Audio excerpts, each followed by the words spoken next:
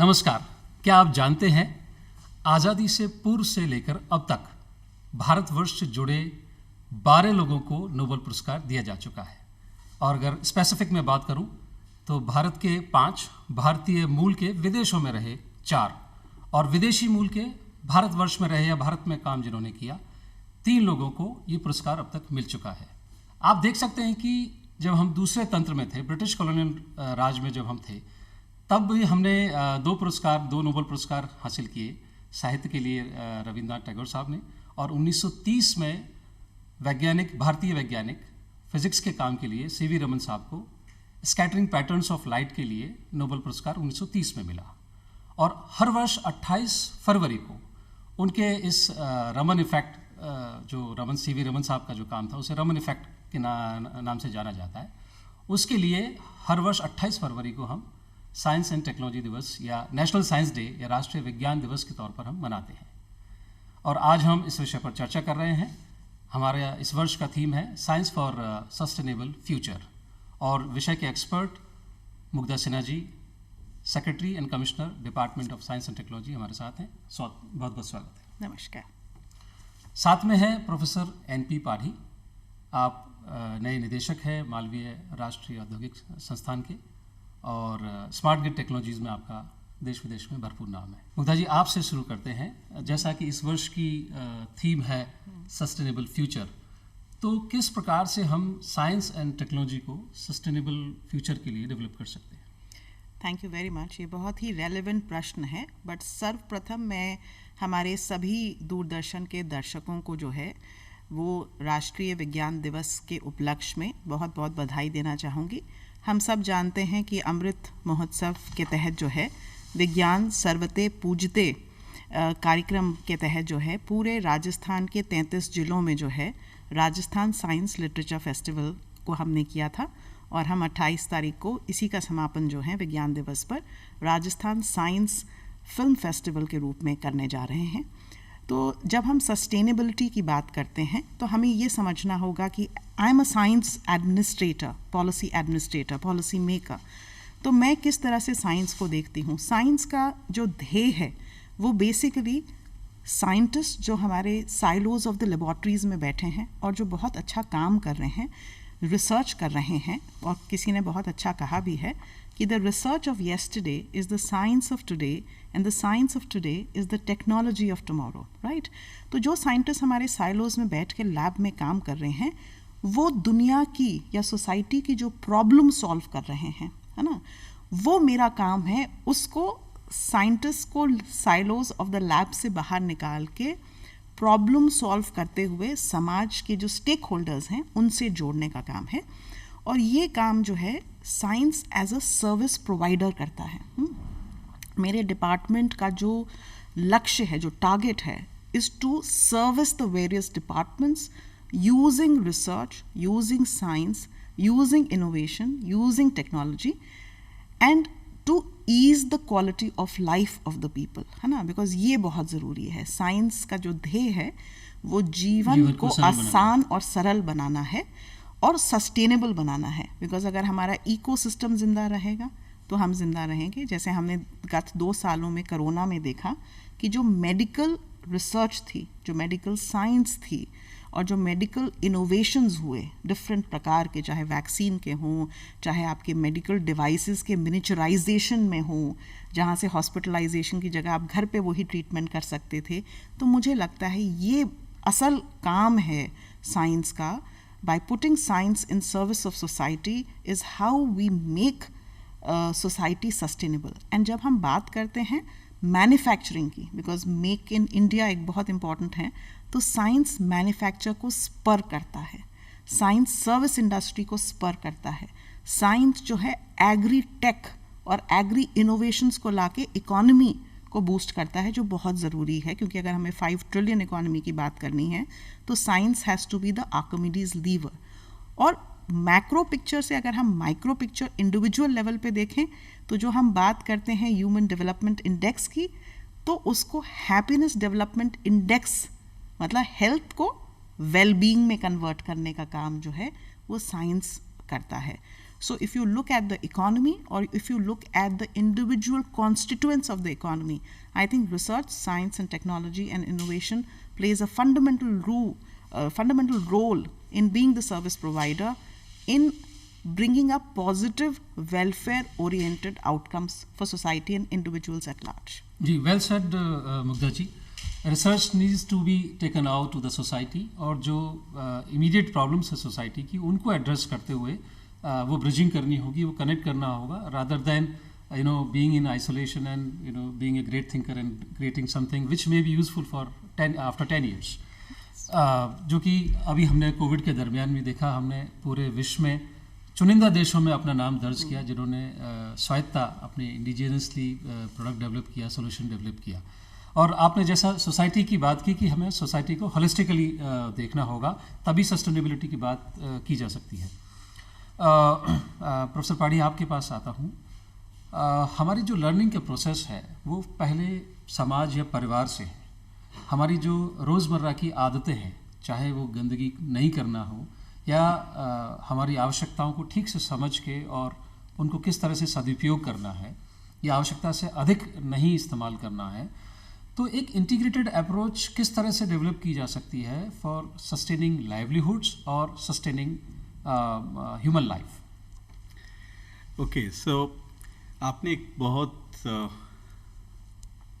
Important question raise किए हैं. आज की डेट में साइंस जो है वो certainly it has helped the living or livelihood of human beings for a large extent. There is no doubt about it. लेकिन जो साइंस डे, द विज्ञान दिवस, राष्ट्रीय विज्ञान दिवस 2022 की जो थीम है, that is on integrated approach in science and technology for sustainable future. हम ये देखना चाहते हैं कि आज के दौर पे जिस तरह technologies keep on increasing, advancing, that certainly makes the day-to-day living of each individual across the country very comfortable. But being said that, actually if you go to a village, rural Rajasthan or any part of the country, the way they live, probably the technology should enhance their day-to-day living style, make them actually basic earning and see to that their kind of उनकी जो जीवन की जो प्रक्रिया है, जिस तरह उनका सस्टेनेबिलिटी हम जिसको कहते हैं, वो सक्सेसफुल रहे. So the technology is not simply to have adventurous in day to day life, driving a car, having a mobile and probably going to a mall, but can we give such kind of facility और such kind of livings to the rural India without disturbing their existing ecosystem. बिल्कुल ठीक है. And in specific, I like to add two examples. दो example दोहराना चाहूँगा. First, actually, if you look into the basic rural India today, I mean, the farmers, target to the farmers, they're very happy, having sort of, cows, and then the cow byproducts are being used in a different way. And there is a chain reaction starting from the milk to the cow dungs and probably to the kind of farming section, and they had a wonderful life. So the cow play an important role as a source of income to the farmer. And if you look into the pollution aspects, today we are talking about technology, and the technology really disturb the environment of the society today. However, if you can have certain biogas technology to reproduce or to recycle the farming waste into energy, probably that can help the rural India to get energy out of that.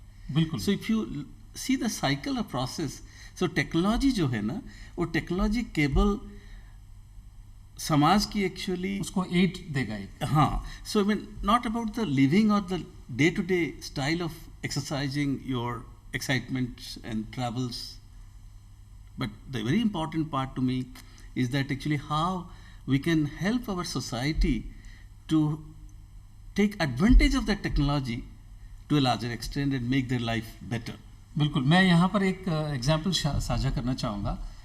कुछ वर्ष पूर्व एक innovation हुआ था जिसमें ग्रामीण महिलाएं जो है सर पर मटकों में पानी भर के लाती थी और काफ़ी दूर से पानी लाना होता था, तो फिज़िकली भी इनकन्वीनियंस होता था और एक साथ बहुत ज़्यादा मात्रा में पानी नहीं ला सकते थे।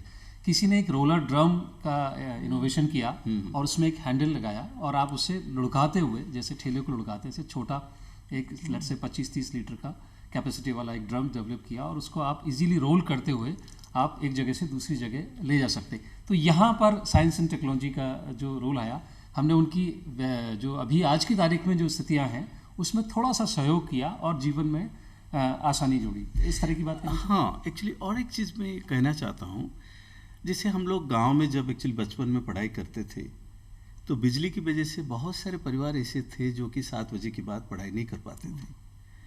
तो आप देखें आज की डेट में, मान लीजिए कि एक लंठन, सोलर लंठन की बात करूँगा, if you can provide a solar lantern to a village student who is really aspiring for a better career in a village, rural India. Now the technology is solar lantern to me, but it is being used, मतलब जो use करने वाले हैं वो गांव जहाँ actually sustainable energy supply नहीं है, एक्सेस कम है, एनर्जी एक्सेस नहीं है। तो मेरा ये कहना है कि इट इज़ इम्पॉसिबल, मतलब हम सब लोग 21वीं सेंचुरी में जो आगे बढ़ना चाह रहे हैं उसके लिए टेक्नोलॉजी सोसाइटी के लिए ही काम करना चाहिए, जिससे जो अनप्रिविलेज्ड रूरल इंडिया को एक बूस्ट मिलेगा और हम एक्चुअली इंडिया को आगे लेने के लिए हम अकेले एक साइंस कम्युनिटी नहीं but as a whole we have to actually grow together, and that is possible only when the science is not made for a limited access to society, but it has to reach out to the rural India to a larger extent. Well said, Professor Padhi. विज्ञान जब हर द्वार पहुंचेगा तभी समाज में उन्नति होगी और एक इंक्लूसिव अप्रोच आएगी, जहां डिप्राइव्ड सेक्शन ऑफ सोसाइटी है या डिस्टेंस पे जहां लोग रहते हैं, जहां सुविधाओं का अभाव है या उतनी सुविधाएं नहीं हैं, और जब उनको हम तकनीकी के माध्यम से जोड़ पाएंगे, जैसा कि हमने पिछले दिनों में देखा, कोविड के दरमियान हमने एजुकेशन में दूर तक पहुंचने का प्रयास किया। एक बड़े इंस्टीट्यूशन के एक प्रोफेसर का लेक्चर एक रिमोट एरिया में निःशुल्क या कम पैसे में भी आप अपने दरवाजे पर education on a click it was made available. So इस तरह के जो परिवर्तन हैं वो अब देखे जाने लगे हैं। मुग्धा जी, आपके पास आता हूँ, किस तरह की इनिशिएटिव्स ज़रूरी हैं इंडिया को आगे ले जाने के लिए साइंस के क्षेत्र में, ख़ासतौर से जैसे हमने अभी बायो रिसर्च में काम किया, योग ऑलरेडी हमारा उन्नत था ही, सॉफ्टवेयर में पूरी दुनिया में हमारे ही विद्यार्थी जो हमारे सॉफ्टवेयर टैलेंट है वो काम कर रहा है। साइंस के एरिया में हम किस प्रकार से विश्व में अपनी और पहल बढ़ा सकते हैं? So that's a very relevant question actually. ये सवाल बहुत ज़रूरी हो गया है बिकॉज हम एक तरह से भारत जो है वो विश्व गुरु के रूप में इमर्ज कर रहा है। हम $5 ट्रिलियन इकॉनमी की बात कर रहे हैं, तो हमारा इसका जो बेस है वो क्या होना चाहिए, हम कैसे जो है मैन्युफैक्चरिंग कर सकते हैं, कैसे हम जो है उन्नत एक्सपोर्टर्स बन सकते हैं। बिकॉज हमें ये ध्यान रखना है कि जो ह्यूमन रिसोर्स डेवलपमेंट है इंडिया का, उसने जो है वो यूएस के सिलिकॉन वैली को जन्म दिया है। So we don't have to forget that. 1980s में आपका जो है वो कंप्यूटर्स, इंटरनेट, ये सब बूम हुआ था। हम बात करते थे उस समय इंफॉर्मेशन एज की, है ना। उसके बाद हम इंफॉर्मेशन एज से शिफ्ट किए, हम डिजिटल टेक्नोलॉजीज़ के क्षेत्र में आए। आज हम बात करते हैं आर्टिफिशियल इंटेलिजेंस की, रोबोटिक्स की, MR की, VR की, विजुअल टेक्निक्स की बात करते हैं। अब लेटेस्ट पॉडकास्ट, साउंड में बहुत इन्वेस्टमेंट हो रहा है, साउंड टेक्नोलॉजीज आ रही हैं। दूसरा डेटा एनालिटिक्स, ये जो है data is going to be the new oil in times to come. तो बहुत ज़रूरी है, क्योंकि हम बात करते हैं एक तरफ एज अ पॉलिसी मेकर कि हमारी पॉलिसीज़ जो हैं वो उन स्टेटिस्टिक्स पे बेस्ड हों। साइंस बहुत सारा स्टेटिस्टिक्स जनरेट करता है जिसमें वैल्यू ऐड हम करें तो हम बहुत जिसे कह सकते हैं बहुत सारी प्रॉब्लम्स को स्टडी कर सकते हैं अच्छी तरह से, है ना। एक बहुत बड़ा स्टेटिस्टिकल टूल है साइंस अपने आप में। और डेटा को जब हम वैल्यू ऐड करते हैं तो हम उससे वेल्थ जनरेट करते हैं, और वो वेल्थ है पॉलिसी मेकिंग टूल किट है पूरा उसके पीछे। तो वो बहुत इम्पॉर्टेंट चीज़ है हमारी। तो digital technologies, data analytics technologies, फिर होस्ट ऑफ टेक्नोलॉजीज़ हैं, है ना। आपने देखा एजुकेशन ऑनलाइन हो गया, मेडिसिन में टेलीमेडिसिन शुरू हो गया, बहुत सारे लोगों ने अपना पूरा इलाज टेलीमेडिसिन से किया। रोबोटिक्स एक नया फील्ड आ रहा है। आजकल आप देख रहे हैं कि बच्चे अपना एलेक्सा और सीरी से अपना होमवर्क कर रहे हैं, तो हम उस जनरेशन में पहुंच गए हैं। बट हमें जो है एक गुड पॉलिसी मेकर और एक गुड नेशन वो होता है जो फ्यूचर में क्या टेक्नोलॉजीज़ आ सकती हैं उसको 10 या 20 साल पहले एंटिसिपेट कर ले, है ना। आजकल क्या हो रहा है, आज की टेक्नोलॉजी जो है वो कल तक स्टेल हो रही है ना। कल तक हम जो हैं यूज़ कर रहे थे MIS सॉफ्टवेयर, आज हम बात ही नहीं करते हैं उसकी। आज power point is so ubiquitous, हम आज बात करते हैं डेटा एनालिटिक्स की, हम आज बात करते हैं ब्लॉकचेन की, हम बात कर रहे हैं क्रिप्टो करेंसी की, है ना। तो हम उस क्षेत्र में पहुंच गए हैं जहां पर आर्ट की एग्जीबिशंस होती थी, आज हम बात कर रहे हैं नॉन फंजिबल टोकन्स की, है ना। तो एक बहुत ही एनोनिमस काइंड का परिदृश्य है हमारा। दूसरा हम बात करें जो मुझे लगता है सबसे इम्पॉर्टेंट जो है, बिकॉज हमें नेशन के वेलफेयर किससे जुड़ा है, हर व्यक्ति के वेलफेयर से जुड़ा है। और हर व्यक्ति का वेलफेयर, जैसे आपने बात करी है योग की, उसी तरह से हर व्यक्ति का वेलफेयर जुड़ा है हमारे, हम क्या खाते हैं, है ना, हमारे गुड स्टैंडर्डाइज हैं, उसकी टेक्नोलॉजी है, फूड टेक्नोलॉजी है ना। हम क्या किस तरह से हमारा फार्माकोलॉजिकल या फार्मास्यूटिकल डेवलपमेंट होता है। आपने देखा है इंडियन पेटेंट्स एक्ट जब आया, सबसे बड़ा रेवोल्यूशन हुआ था जेनरिक मेडिसिन में, राइट। रिवर्स इंजीनियरिंग करी गई थी, वो बहुत बड़ी टेक्नोलॉजी थी, जिससे फ़ायदा क्या हुआ, आम इंसान को ब्रांडेड दवाइयाँ सस्ते में मिल गई। ये टेक्नोलॉजी का सबसे बड़ा चीज़ था। हमारी जो इंडिजिनस नॉलेज है, जो हमारे देश की धरोहर है, क्योंकि वो सिविलाइजेशन के 3000-5000 सालों से जुड़ी हुई है, उसके लिए हमारा इंटेलेक्चुअल प्रॉपर्टी राइट्स रिजीम है, जोग्राफिकल इंडिकेटर्स है। आपने हाल ही में सुना होगा कि राजस्थान में जो सोजत मेहंदी है उसको हम GI का टैग दिला पाए हैं। बिल्कुल। इस तरह से हमारे 12 और प्रोडक्ट्स हैं जिनको GI टैग मिला है। 32 और प्रोडक्ट्स जो हैं वो रजिस्ट्रेशन के लिए गए हैं। कहने का मतलब, मैं एक दिन देखना चाहती हूँ कि केर सांगरी जो जोधपुर की फेवरेट क्विजीन है, उसको अगर हम GI टैग दिला सकें, उससे क्या होगा, हम उसको एक्सपोर्ट कर सकेंगे बाहर। वो ड्राई फॉर्म में होता है, बहुत इजीली स्टोर किया जा सकता है। तो साइंस एंड टेक्नोलॉजी हमारे खाने से लेके, हमारे पहनने से लेके, हमारे घर बनने के मटेरियल से लेके, टेक्निकल टेक्सटाइल्स आप देखो, 16 प्रकार की टेक्निकल टेक्सटाइल्स हैं। जो आप बैंडेड पहनते हो, जो आप गेज लगाते हो, जो आप हाथ फ्रैक्चर हो जाता है तो चीज़ें करते हो, जो ब्लाइंड की स्टिक है वो ज्वेलरी के फॉर्म में आ गई है, यू नो। डिसेबल्ड के लिए टेक्नोलॉजीज़, असिस्टिव टेक्नोलॉजीज़ जिन्हें कहते हैं। तो मेरे ख्याल से टेक्नोलॉजी एक इतना बड़ा वास्ट कैनवस है एंड सपोर्टेड फुली, जैसे स्टील फ्रेम होता है सिविल सर्विस में, उसी तरह से टेक्नोलॉजी का स्टील फ्रेम है रिसर्च। तो हमें जो भारत सरकार की प्रायोरिटीज़ हैं या राज्य सरकार की जो प्रायोरिटीज़ हैं जो बजट में अनाउंस होती हैं, उनको ध्यान में रखते हुए, अभी आपने देखा होगा बजट में ई-विद्या प्रोग्राम अनाउंस हुआ है। राजस्थान सरकार ने जो है कक्षा 6 से कक्षा 10 के जो साइंस के स्टूडेंट्स हैं, उनका जो NCERT और SCERT स्टेट बोर्ड सिलेबस है, उसको पढ़ाने के लिए DST विज्ञान पाठशाला होम स्कूलिंग पॉडकास्ट स्टार्ट किया है, जिसमें हम लोग ने 6th स्टैंडर्ड के 17 चैप्टर्स जो हैं free of cost, open access. कहने का मतलब है कि साइंस जो है वो फ्री होनी चाहिए, साइंस का जो एक्सेस है वो ओपन होना चाहिए। ये पॉलिसीज़ हमने अपने डिपार्टमेंट में पास करती हैं, बिकॉज मुझे लगता है कि साइंस के नाम से ही लोग, उसके जार्गन से ही लोग डर जाते हैं और सोचते हैं ये साइंटिस्ट का काम है। बट साइंस आर्ट में भी है। वर्चुअल म्यूजियम्स बन रहे हैं साइंस की तकनीक से, आर्ट को जो है घर बैठे देखा जा रहा है आज की तारीख में। तो मुझे लगता है ये कनेक्शन ऑफ डॉट्स जो है, ये bringing together of stakeholders जो है, साइंटिस्ट जैसे सोल्जर है ना, देश की रक्षा करता है, उसी तरह से साइंटिस्ट जो है देश की इंटेलेक्चुअल ऑब्जेक्टिविटी और साइंटिफिक थॉट प्रोसेस की रक्षा करता है। और बिना फिलॉसफी के जो उसकी फाउंडेशन है, उसके बिना कोई नेशन जो है ब्रांच आउट नहीं कर सकता। अगर हमें वसुदेव कुटुंबकम का सिद्धांत करना है तो उसको विज्ञान के ज्ञान पर ही आधारित होना ज़रूरी है। Well said Mugdha ji. Science should be our backbone, the foundation of our thought process. Professor Padi, आपके पास आता हूँ। Yes. हम किसी भी विज्ञान को, ज्ञान को या विधा को जब सीखते हैं तो स्टोरी टेलिंग के माध्यम से सीखते हैं। जैसे हम अल्फ़ाबेट सीखते हैं या पहाड़ी या टेबल्स याद करते हैं, तो एक राइम के फॉर्म में या स्टोरी के फॉर्म में, क्योंकि हमारा माइंड जो है ब्रेन मैप्स बनाता है। एक बार एक जंगल में राजा था, घोड़े पर जा रहा था, तो स्टोरी के थ्रू हमको एक विजुलाइजेशन होता है कि जंगल ऐसा होता होगा, शेर ऐसा होता होगा। तो साइंस में कम्युनिकेशन की जो महती आवश्यकता है, जैसा मुग्धा जी ने भी अभी एम्फेसाइज किया कि साइंस को हमें घर घर ले जाना पड़ेगा, चाहे वो आर्ट में हो, कॉमर्स में हो, किसी भी स्ट्रीम में हो।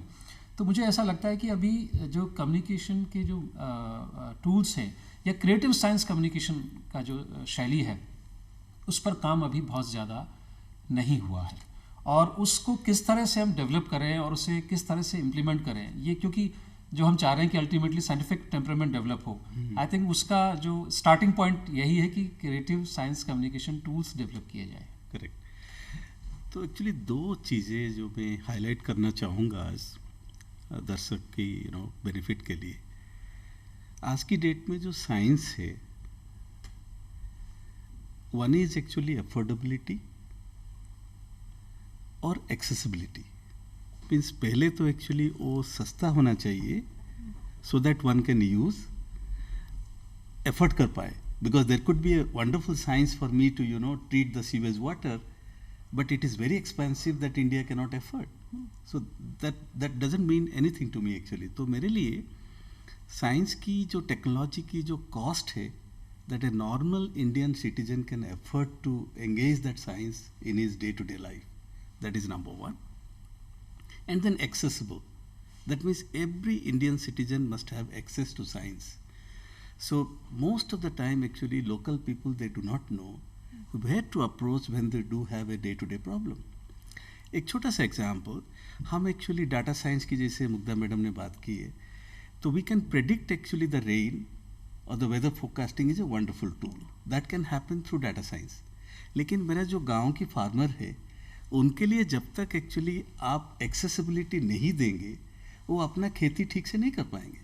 तो मेरा ये कहना है, जब तक हम स्पेशली इंडिया को आंखें सामने रखते हुए कि एक्सेसिबिलिटी और एफोर्डेबिलिटी दोनों चीज़ पे हम ध्यान ना दें और चीपर इंजीनियरिंग टेक्नोलॉजी डेवलप ना करें, अदरवाइज क्या होगा कि हमारा जो पूरा रिसोर्सेस है that will go out of the country to buy the technology all the time. तो हमारा जो मेन फोकस होना चाहिए, that is make in India, specially all the technology need to be developed and to be developed in a very low cost and must have access to each and every individual across the country. So that is one thing. Now second, one important, when you talk about communication, we are actually very strictly bound conventional individuals हैं, जहाँ पे हम ये सोचते हैं कि आप science जो पढ़ाई की है उन्होंने ही इनोवेशन कर सकते हैं, जो but we don't know, we are have to appreciate even a artist is also a scientist to me. So मेरे लिए like for any area, until unless you have multidisciplinary engagements, जो culture actually हमारी जो current academic structure, if you see the national education policy which has been declared by Government of India, where we always encourage interdisciplinary engagements, and until unless you have interdisciplinary engagement, then science cannot go to the next level. For an example, I can make a solar watch, but until unless there is an artist attached to that, that watch may not look better. So I think we have to engage each and every individual of this nation, whoever may be carrying little bit of expertise, and recognize that interdisciplinary nature of engagement as a professional personality development or curriculum engagements. So we need to work a long way to engage interdisciplinary curriculum engagements, flexibility in your academic program. Let's say you are very good in mechanical engineering, and if you like to have design as an additional subject, so that you can design a wonderful car which has a mechanical part in it, but also it looks very beautiful. So I think, to me, recent time, the science communication, the approach of developing science has to be multidisciplinary and interdisciplinary. जी, आपने जैसा कहा कि जब तक gelling up नहीं होगी तो अलग अलग विचारधारा के लोगों की वो आइसोलेशन में रहेंगे। जैसे कि जब म्यूज़िकल इंस्ट्रूमेंट की बात आती है तो जो कन्वेंशनल गिटार आप देखें और आज की तारीख में गिटार देखें तो कहीं ना कहीं उसमें बहुत सारी टेक्नोलॉजी का समावेश किया गया है, तो ब्रिजिंग के साथ में ही हुआ है। टेक्नोलॉजिकल समावेश से जुड़ी हुई एक बात और कहूँगा, बहुत कुछ है जो हम वेस्ट कर देते हैं और इनोवेशन और एंटरप्राइज बनाने के लिए एक बड़ा माध्यम है क्रिएटिंग वेल्थ फ्रॉम वेस्ट। उस पर आपकी क्या राय है?